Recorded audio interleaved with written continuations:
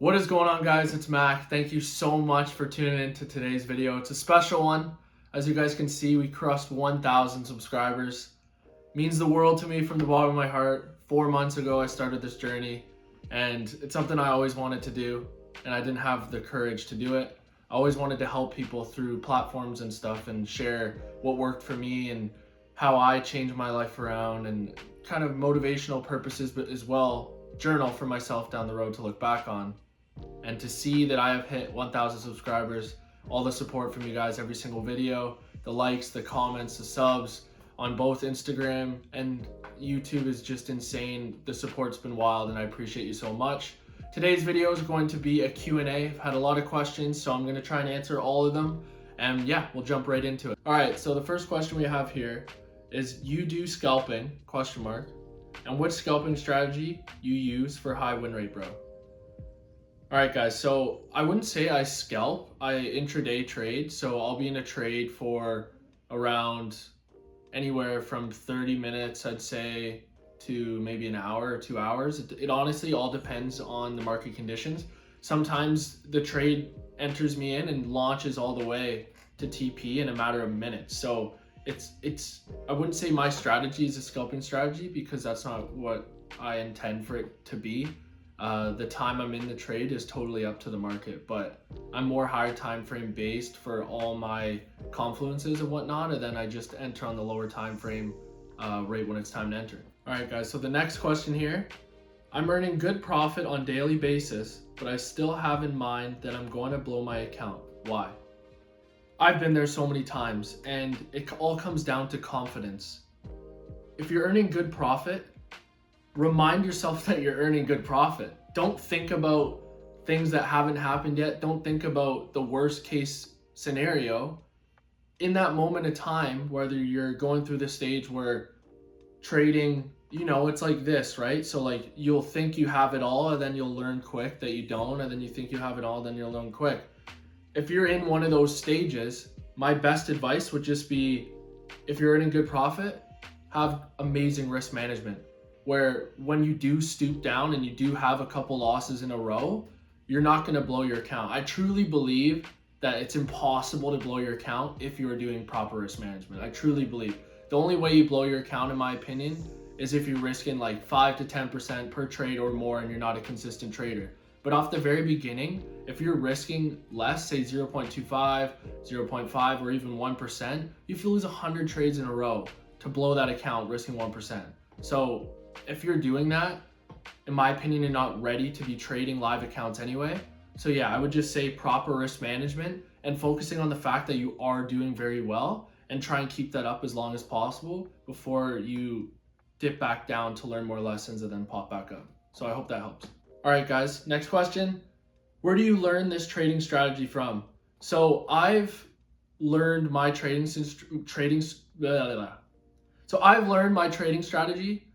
I'd say I went and studied a bunch of different traders in smart money concepts, and then I kind of went and made my own twist on my trading style. So it's not retail based for smart money concepts at all. It's way more deep. It's way deeper than that, and I'm probably never going to share exactly how I trade because I worked way too hard to learn this. And I think although I can teach people how to be consistent and how to be profitable and show them a variation of my style, at the end of the day, it's going to come down to what works for you. I could give someone my exact style, A to Z, all the way down, and they can still not be profitable with it because they don't have the mental capacity for it. They don't have the discipline. They don't have all the internal work completed that you need to execute this strategy. It's a lot of patience, and it's a lot of executing at the exact right moment, a lot of limits and stuff like that. So if I am waiting for all my confluences and one doesn't add up, I won't take the trade. Whereas when you're a beginner and you're learning, you may only see one confluence and that's enough for you to get into the trade. But the more capital you start to trade, the more precise you want to be, and the more you want to stick to your rules, because you're not losing $20 or $10, you're losing hundreds, if not thousands. So to sum that question up, short term, I studied a lot of smart money concept traders, and then I went and added my own twist to it and combined like higher time frame with smart money and all that kind of stuff. So I have another question here. Which courses did you take? So I've actually only taken 3 courses. I've taken 3 courses. The first one I took was Astro FX, was when I first started trading. So all that retail side of things.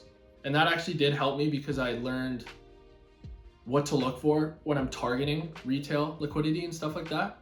And then the next course I took was by my boy BG Forex. Was an amazing course, helped me out a lot. Like I said in previous videos, he's my boy, changed my life. I know you're watching, BG, love you, man. And the last course that I took was by a company called NJAT, a couple traders there. Very good course, very good course. But yeah, it's all about adding your own twist on things once you learn those key things that speak to you, if that makes sense. People, I feel like nowadays, a lot of the smart money stuff is similar. It all depends what words the person's using or how they say it. Our brains are going to understand stuff completely different. Someone could explain the exact same thing in a different, little tiny different way, and it'll make way more sense to you. It'll speak way more volume to you. So I would say move around, always try and learn from different people at the very beginning and whatnot. But once you find what works for you, stick to that, and then add little tweaks here and there from people that you look up to, or maybe some mentors that you have and whatnot. But always be a student of the game. There's always someone doing better than you, and you can always learn from that person. Don't be all high and mighty because you are being consistent or you are doing well. You can always learn something because the market is always growing and you need to grow with it. Next question. I put real money, I lose. I use demo account, I win. Why is that? Emotions. Emotions, emotions, emotions. Demo account is so much different than live account. It's not even funny. So I would say use the demo for as long as you can, but at the same time, be prepared that when you go to a live account, it's going to be a completely different feeling. You're almost like restarting in the sense that I get, like, you may think that there's emotions behind the demo account, but there's none compared to trading your own money. Some traders say just jump in right away, and other traders like myself, I spent 6 months on demo, 5 or 6 months on demo. So I would stick to demo and try and mitigate how much money you're going to lose at the very, very beginning. You are going to lose some money at the very beginning. That's just a fact. No one opens a live account for the first time and grows it to 100,000. That's just not how it works. If anyone tells you that, they're lying. Just be prepared to lose, but don't go back to demo unless you absolutely have to, because like I said, it's a new feeling. It's like a new kickstart of emotions. And it's that step that you definitely have to take. How long did it take you to be profitable? What kept you going? I'd say it took me about a year to be profitable. The very beginning, I did very well, and then I got humbled quick, and then it was a lot of like break even, spinning the tires for a while. Like you would do well, then you would have a down week, do well, down week, do well, down week. Now it's just up, and I feel like it's going to be different for everyone. I know people that it has taken a longer time to become profitable, and then I know people that did it pretty quick. It all depends.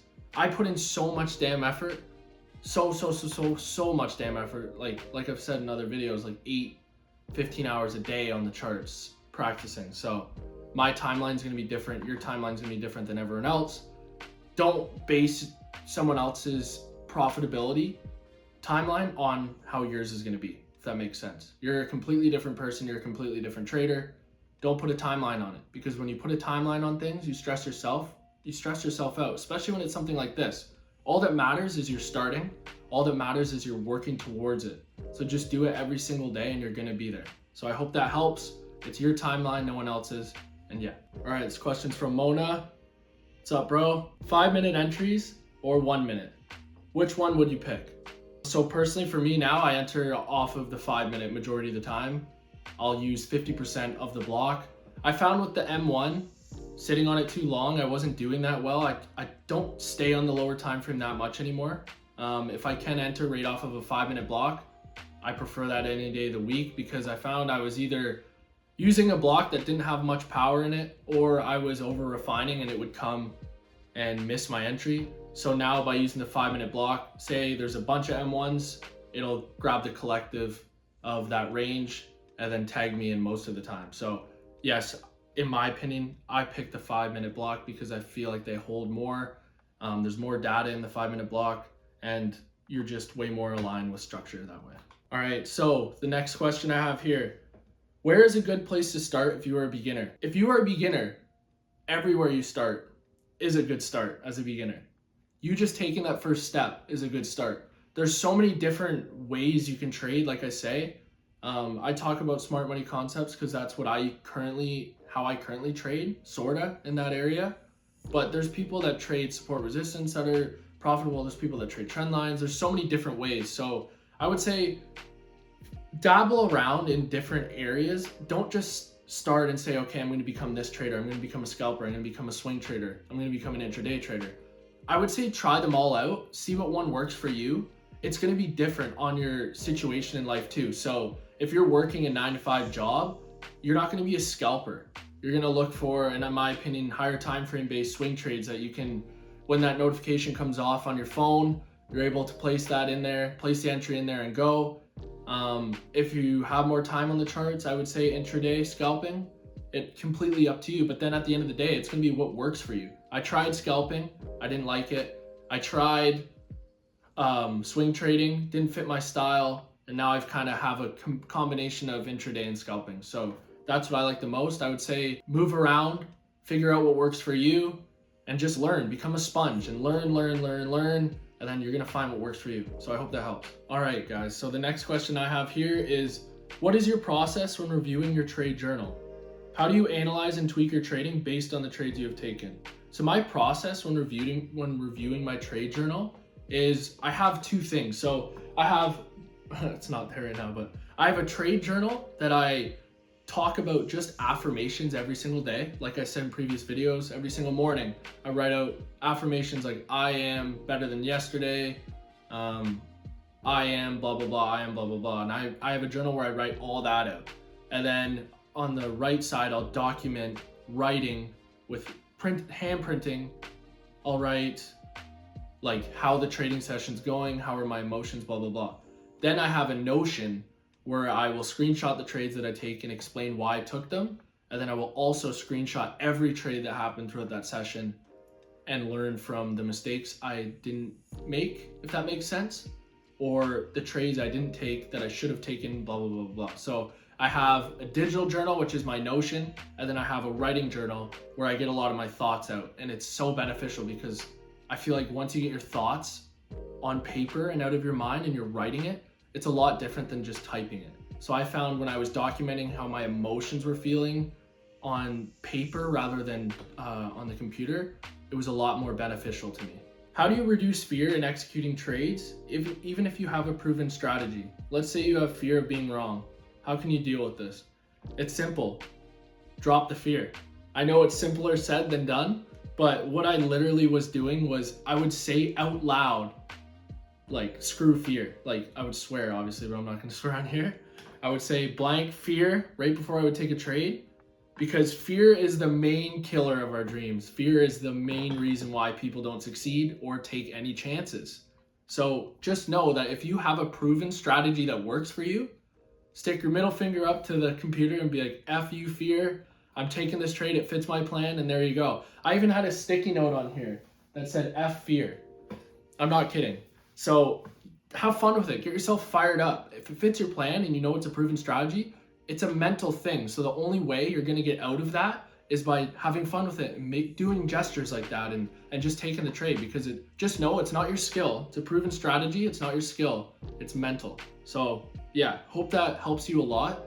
Just know it's not your skill. It's your mental game. What was the riskiest trading decision you have ever made?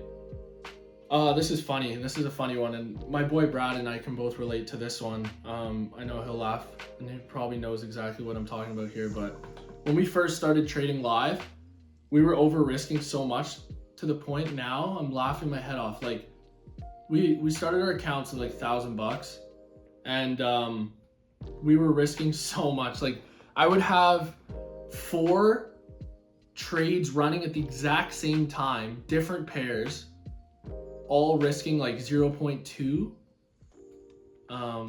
lots. So I can't even tell you how much of my account I was risking, but looking at it now, like no wonder my emotions were through the roof. I had 4 trades running and all of them would be in red. So when 4 trades hit stop loss at the very beginning of your trading journey, it's risky, I'll tell you that. But we're here now. It's funny looking back on it. That brought back a lot of memories, so appreciate this question. But yeah, that's what I did, over risking at the very beginning, having multiple trades running. I don't even now have multiple trades running at the same time. I find it way easier to just manage one and then get scale and entries on that same trade. But I will never have multiple trades going at the same time on different pairs anymore. I just can't do it mentally. But everyone's different. From your experience, what is the single most difficult mistake to avoid while trading? The most difficult mistake to avoid, I'd say, is slipping away from your plan and taking trades based on emotions. When you're sticking to your plan, like I said in previous videos, you're fine. Emotions are going to be there still, but they're going to be way less involved than if you're taking trades that aren't to your plan. Like I said before, when I take a trade, I don't anymore, but when I take a trade that wasn't to my plan, I would get so much anxiety because I knew that it wasn't going to work out because it wasn't to my plan, but I acted based on FOMO or emotion. And I would just say the biggest mistake is slipping away from your plan, because you made that plan at a neutral state of mind and it works for you. So yeah, I would just say stick to your plan, because slipping away from that is one of the biggest mistakes in my opinion. All right, and the final question is, what are the most important aspects, metrics within a trading journal? So the most important aspects and metrics in the trading journal, I would say, is marking your success rate while you are trading, while you're back testing, whatnot, because that's how you know if the strategy is profitable. If you're just going based off, oh, other people trade this way, so it's going to be profitable, that's not how it works. You have to take the strategy, morph it into your own, and then back test and create data showing you that it's profitable for you. Because like I said, just because someone has a strategy and they give it to you doesn't mean it's going to work for you. So don't base its success rate on that other person. Base it on yourself when you're using the strategy. Wow, can't believe we got through all the questions. I was only going to pick a few, but I appreciate everyone reaching out and everyone taking time out of the day to ask questions for my video and help me and support me. And yeah, hope everyone enjoyed the video. Thank you so much for 1,000 subscribers. I can't believe it. Truly, guys, it means the world. Hope you can tell in my voice, in my face, it truly means the world. So thank you all. Like I say, every single video, let's be 1% better every single day.